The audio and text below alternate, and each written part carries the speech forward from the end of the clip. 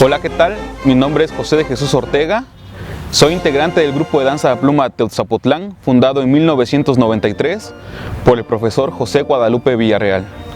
Hoy les voy a platicar un poco sobre lo que es la danza de la pluma en Sachila.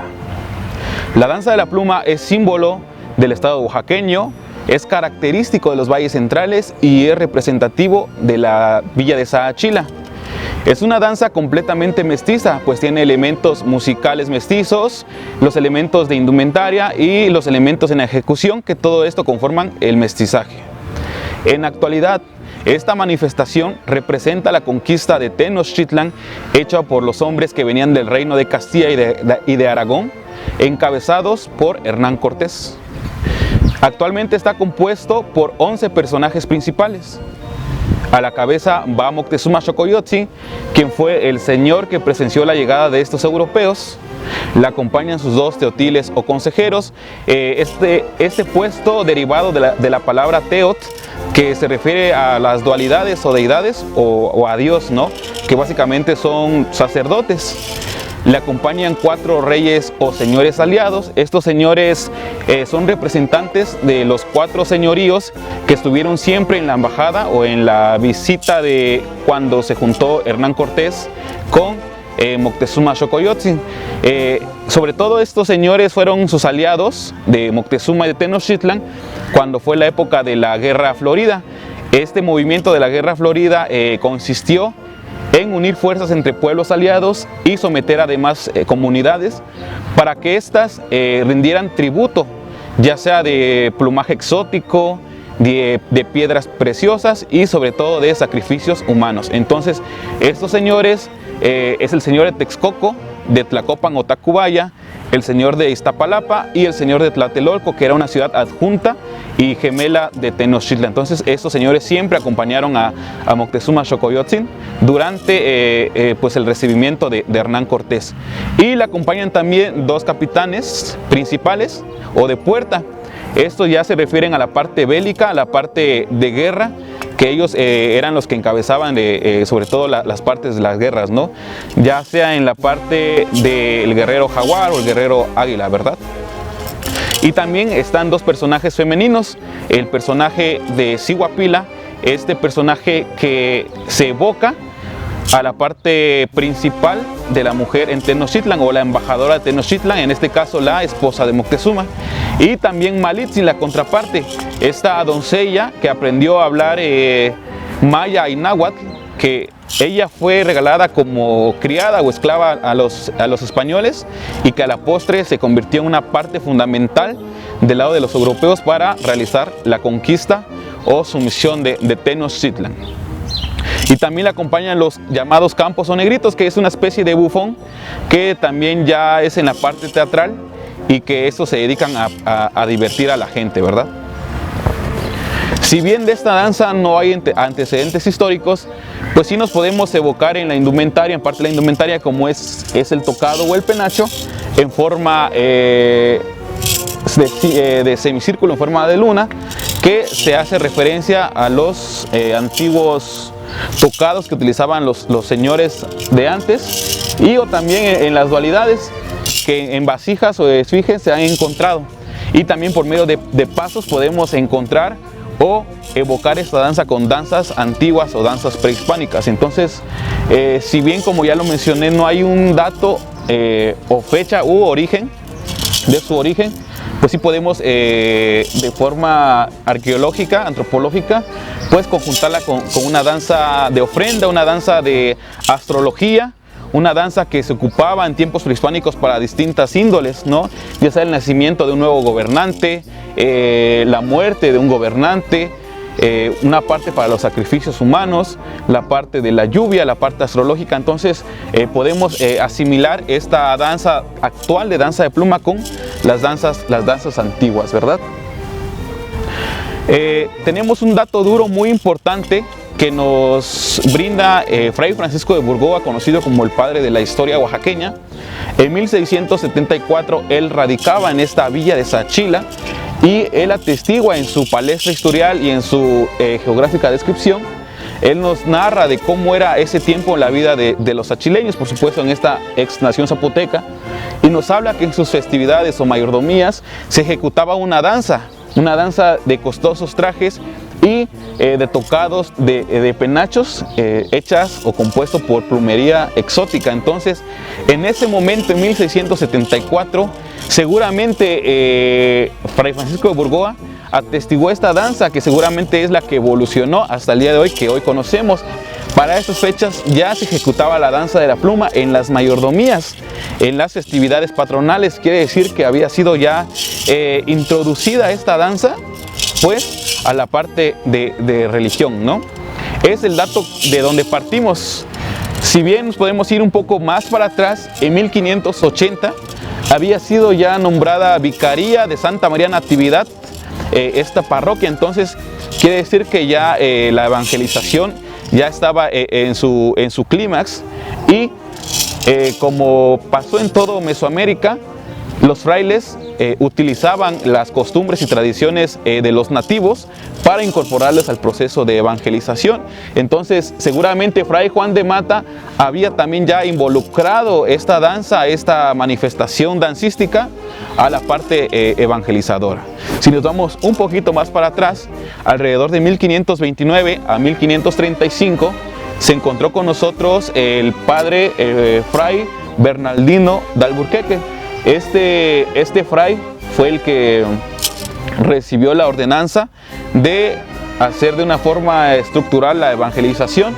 Él seguramente fue el que trajo a nuestra villa de Sachila la imagen de Natividad, y también fue el que plasmó o incorporó esta danza a esta manifestación, pues a la religión, de modo a que los nativos siguieran asistiendo o empezaran a adoptar esa parte de la evangelización.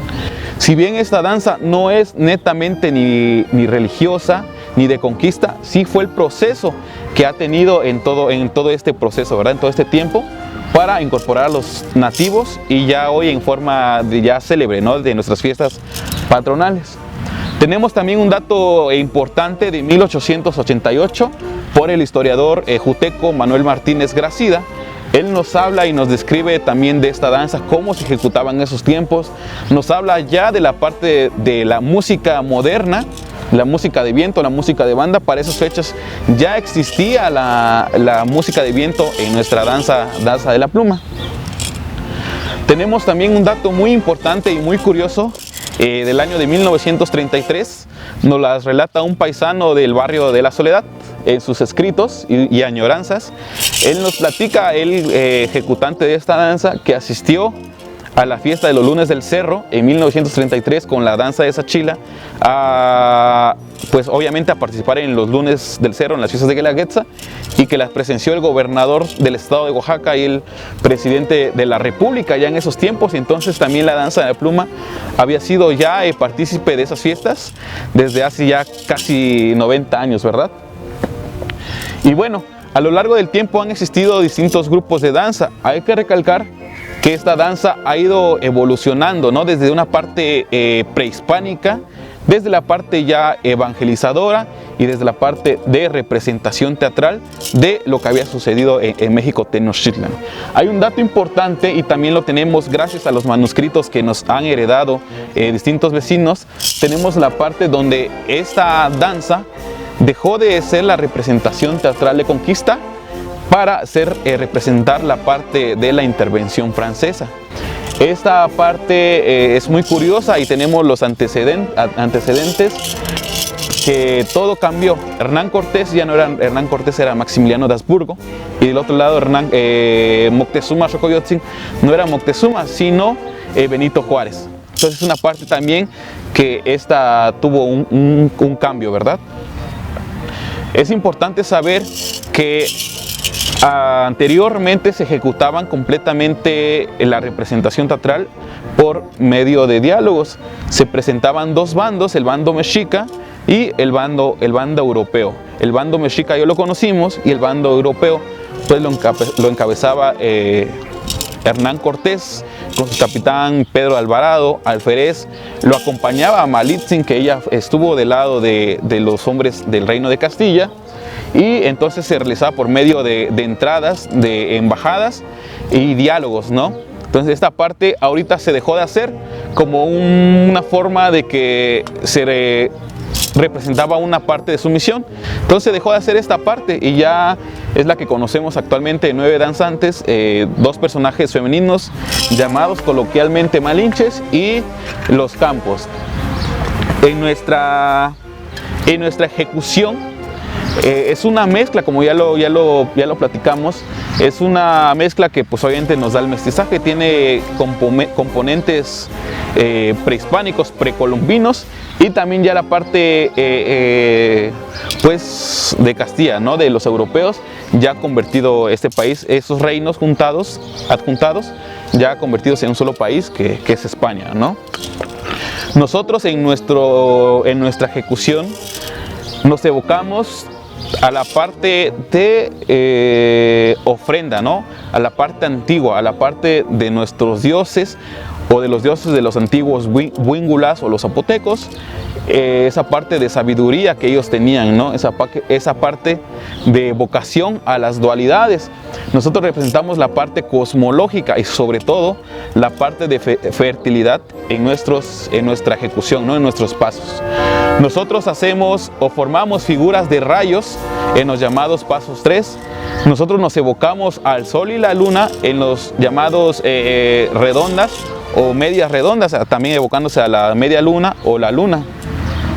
Nosotros también, al momento de ejecutar en cuadro, nosotros hacemos una forma de cruz, que nos referimos a los puntos cardinales, y también hacemos movimientos en formas elípticos, que esta parte es la rotación de la Tierra con el Sol, o en la parte del sistema solar. Entonces nosotros nos evocamos en nuestra ejecución a toda esa parte pues ya mencionada, ¿verdad?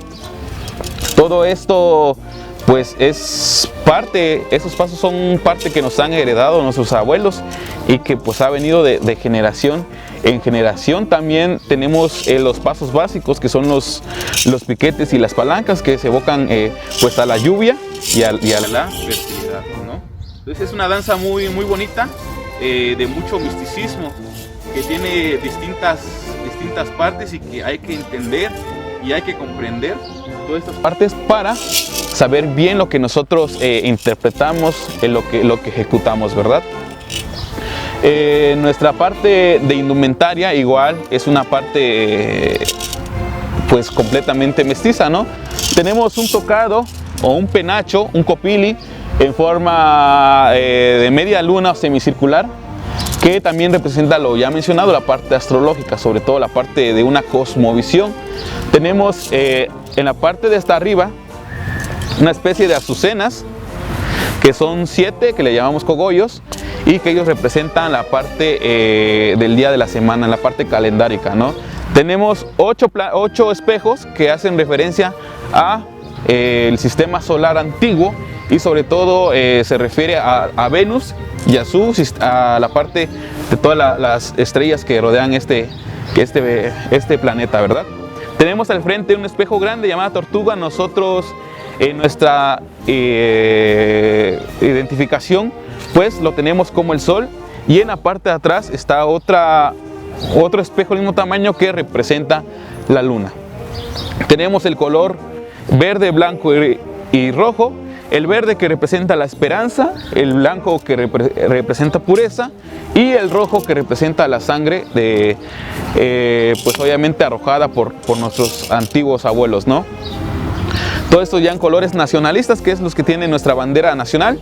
Y por supuesto al frente el listón amarillo, que representa ya la parte evangelizadora, la parte de la iglesia, pues que va hasta el frente, ¿no? El color del Vaticano.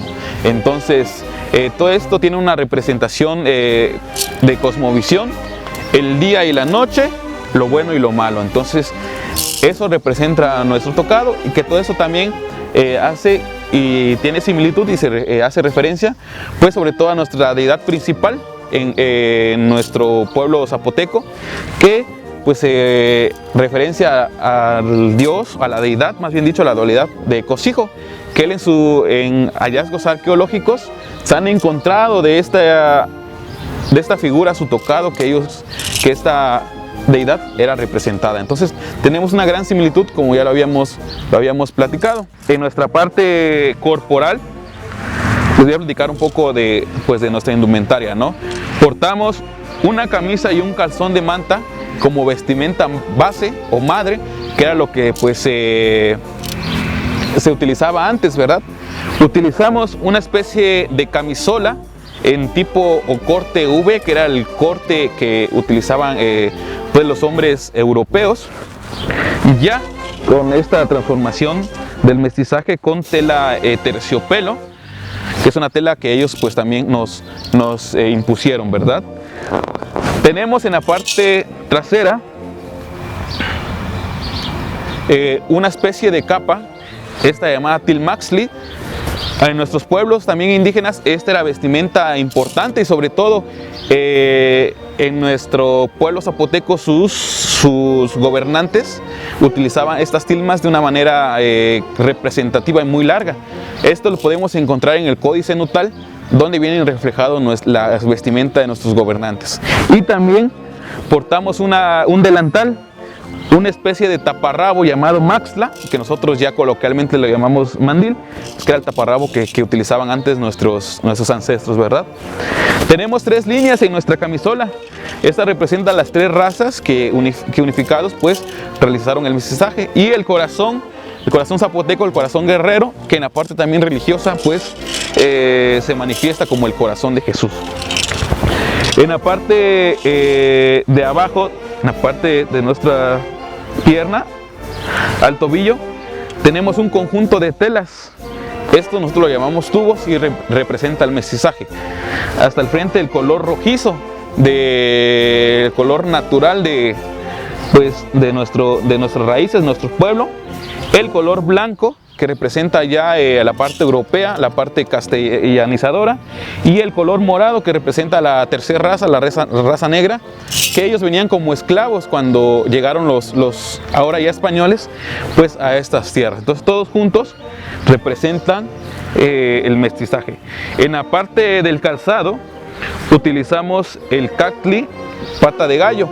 Este cacle o este zapato, este calzado, lo encontramos también en el Códice Nutal que portan nuestros gobernantes, y que era el calzado que se utilizaba antes, ¿verdad? En la parte del mandil, de la tilma y de los tubos, esta parte también lleva lo que es el terciopelo o el oropel, pues ya adornando, y que se simula al oro pues que se portaban en las indumentarias, ¿no? En la parte de las manos portamos las mascadas, en este caso con un bordado tradicional o a mano del señor Onceagua. Este es el primer llamado Cosijoesa, el que hizo la expansión hacia el istmo de Tehuantepec para hacer una purificación étnica. Aquí está bordado tradicionalmente, y que representa pues obviamente jerarquías de los danzantes y los vendajes pues de los guerreros. En la parte de las manos es un doble sentido. Representa pues la sonaja que acompañaban a los guerreros de una forma musical llamado ayacaxli, que también había instrumentos como el teponaxli, los caracoles. Entonces este sonido pues también representa la lluvia, ¿verdad? Y ya también en la parte de representación de teatro de guerra o la parte bélica, pues tenemos un escudo y un arma ofensiva, ¿no? El escudo, un chimali. La palmeta que le llamamos nosotros se hace referencia pues al chimali. El chimali era una rodela hecha de madera con la cual los guerreros portaban su arma defensiva. En este caso, nosotros tenemos a esta deidad llamado Cosijo, el pitao Cosijo, que tiene la forma de semicírculo, como ya les mencioné en el tocado, y la vasija, ¿no? Una vasija que pues ya representa también la parte de fertilidad. Todos estos montados en el montículo de Sachila y el glifo cerro. Entonces básicamente esta representaría a Cosijo gobernando Sachila en representación o en similitud con Monte Albán. Y también tenemos la parte ofensiva. Esto se refiere al macuahuitl. El macuahuitl era un arma hecha de madera que en las orillas tenía picos, pues una especie de navajas de obsidiana que eran muy cortantes. Entonces tenemos nuestra arma ofensiva y nuestra arma defensiva. Entonces todo esto, estos componentes hacen referencia a nuestra indumentaria ya completamente mestiza. Ahora, en nuestra ejecución tradicional, nuestra danza dura 3 días de mayordomía, que es las fiestas tradicionales que hasta a la fecha se siguen viendo en muchos barrios, en muchas imágenes de nuestra población, y que la danza de la pluma se ha vuelto de una forma indiscutible su participación en los 10 barrios que conforman nuestra población y sobre todo en las demás imágenes que a veces existen en las capillas, ¿no? O que hay en las capillas. Estas festividades hacen un total de 23 fiestas en las que la danza de la pluma es una parte importante, ¿no? De tradición que ha venido de año tras año. Y por supuesto todo esto tiene un porqué. Todo esto tiene un acomodo, ¿verdad?